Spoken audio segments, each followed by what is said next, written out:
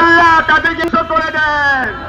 যত ইহুদি, যত মুশরিক, যত মুনাফিক আছে সবাইকে ধ্বংস করে দেন আল্লাহ। ফিলিস্তিনি মুসলমান সহ বিশ্বের সমস্ত মুসলিম মুসলমানদেরকে গায়ে বিপদ দান করেন আয় আল্লাহ। আয় আল্লাহ, আমাদের এই বাংলাদেশের অনেক আলেম উলামা, বাংলাদেশের অনেক শিল্পপতি ব্যবসায়ী ভাইয়েরা ফিলিস্তিনি ভাইদেরকে চিকিৎসার জন্য, খানার জন্য সফর করেছে। আল্লাহ পাক আপনি তাদেরকে হেফাজত করেন। বিশেষ করে আমাদের কুমিল্লার উলামায়ে কেরাম, আমরা সহ রমজান থেকে পর্যন্ত অনেক সাহায্য পাঠানো হয়েছে এবং আমাদের কুমিল্লার বড় ব্যবসায়ী আল্লাহ গোল্ডেন সিলভারের মালিক ফারুক ভাই, উনি সরাসরি ফিলিস্তিনে যাইয়া চিকিৎসা করতেছেন, খাদ্য দিতেছেন।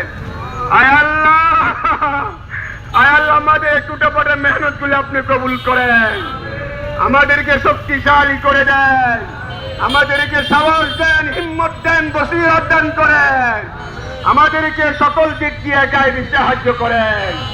এ আল্লাহ, বাংলাদেশটাকে হেফাজত করিয়েন মাওলা, বাংলাদেশটাকে হেফাজত করিয়েন ভারতের সমস্ত চক্রান্ত থেকে, বিহিডিজি সমস্ত চক্রান্ত থেকে।